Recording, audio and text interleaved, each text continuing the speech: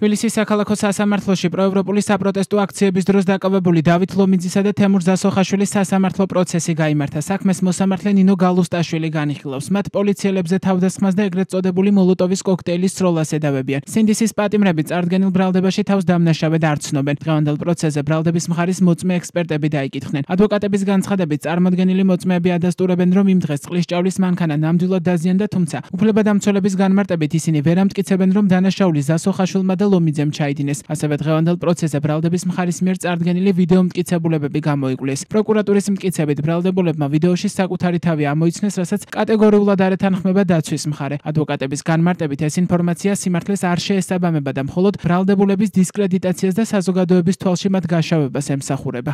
თემურ ზასოხაშვილს და დავით ლომიძეს ბრალი აქვს წარდგენილი, რომ მოლოტოვის კოქტეილის სროლით თავს დაესხნენ პოლიციის თანამშრომლებს, ასევე წყლისჭავლის ავტომობილი დააზიანეს ამ ფორმით.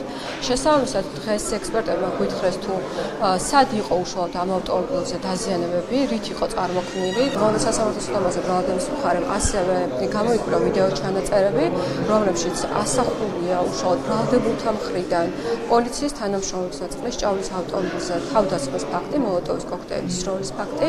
ამ ვიდეო ჩანაწერებთან დაკავშირებით ჩატარებულია სხვადასხვა ტიპის საგამოძიებო მოქმედებები და მათ შორის უშუალოდ ბრალდებულების მონაწილეობით არის ჩატარებული დათვალიერება და ისინი ამ ვიდეო ჩანაწერში ამბობენ, ამ ჩანაწერთან დაკავშირებით ამბობენ, რომ ჩანაწერზე ასახული პირები არიან თავად. კატეგორიულად უარყოფთ იმას, რომ ბრალდებულებმა საკუთარი თავი ამოიცნეს, ეს არ შეესაბამება სიმართლეს. ეს ინფორმაცია ემსახურება მხოლოდ და მხოლოდ მათ დისკრედიტაციას და საზოგადოების თვალში მათ გაშავებას.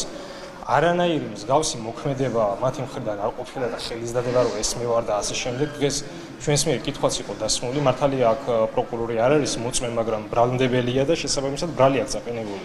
და ბრალდებამ უნდა იცოდეს ვინ არის, როდესაც ადამიანს ბრალდებს. კაციშვილმა არ იცის ვინ დავითია, ვინ თეიმურაზია, ანუ ხო იძახიან რომ ეს ადამიანები არიან, შესაბამისად უნდა შეეძლოთ გამიჯვნა და კონკრეტულად რომელი არის და რა მოქმედებას ახორციელებს უშუალოდ ვიდეო გამოსახულებაზე ხელის დადებაც. ესეც არ შეუძლია. შესაბამისად ის მოწმეები, ვინც ბჭყალებში ამოიცნეს ბრალდებულები, ჯერჯერობით დასაკითხები არიან. დაცვის მხარე უარყოფს დანაშაულს, არ ეთანხმებით. ამისთან დაკავშირებით არც რაიმე მტკიცებულება არსებობს, რომ ბრალდებულებმა ჩაიდინეს ეს მოქმედებები.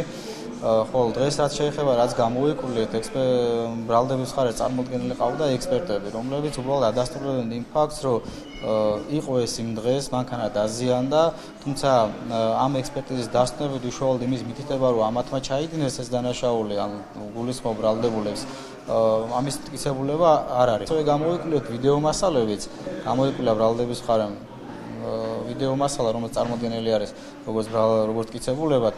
ყველა მონახეთ დარბაზში დამსწრებმა, რომ ამ ვიდეო მასალაზე არანაირი სახე არ ჩანს არავისი. დავით ლომიძე თემურ ზასოხაშვილთან ერთად 1 დეკემბერს ჯერ ადმინისტრაციული წესით დააკავეს, შემდეგ კი სისხლის სამართლის მუხლით გავრცელებული ინფორმაციით დაკავებისას მათ რამდენჯერმე სცემეს. დავით ლომიძე ადვოკატს უყვებოდა, რომ მიკროავტობუსში, სადაც სხვა დაკავებულებთან ერთად იყო, ხელების ზურგს უკან შეუკრეს და ისე ურტყამდნენ. მათ პოლიციელზე თავდასხმასა და ეგრეთ წოდებულ მოლოტოვის კოქტეილის სროლას ედავებიან და ბრალის დამტკიცების შემთხვევაში 4-დან 7 წლამდე ვადით პატიმრობა ემუქრებათ.